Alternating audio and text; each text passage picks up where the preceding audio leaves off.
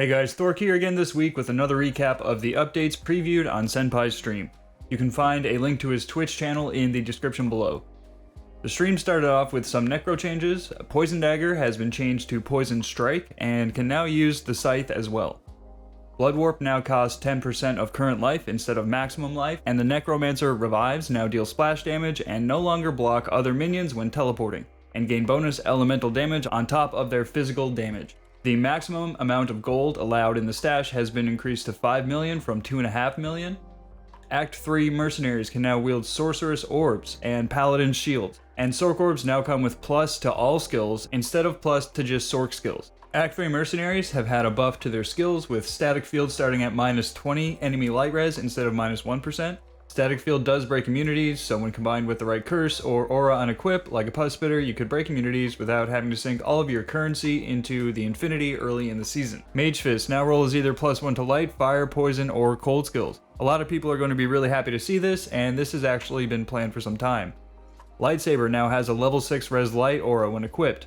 This boosts your lightning damage and light res, whether you, the merc, or party member has it equipped. The Cold Absorb on Frostwind has been replaced with a level 6 res Cold Aura.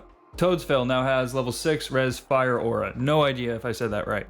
Humongous comes with 20% splash radius modifier. The Cold Arrow on Plucket's bow is now an O skill, meaning any class who equips the bow can now use the skill. Stormspire has been given a static field with the same minus res as the Conviction Aura from Infinity. The Charge Bolt proc on the item has now been changed to level 40.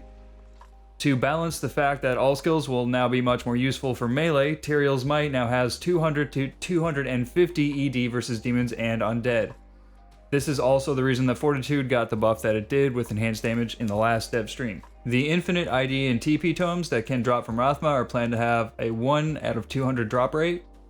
A new map event has been added called Treasured Fallen. This event is a Fallen that has extra health and drops map orbs, runes from Lemon Below, gold, and gems. Max res will now be capped at 90 instead of 95.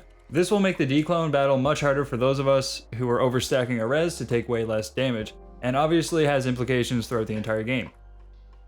Crafted items will no longer have artificially increased level requirements. Characters can now hold multiple Wurt's legs at one time. Weapon block now works while running. Whirlwind now hits with both weapons when dual wielding. Hydras have less delay before they attack when they are summoned. And finally, Dragontail attacks faster and has a larger radius.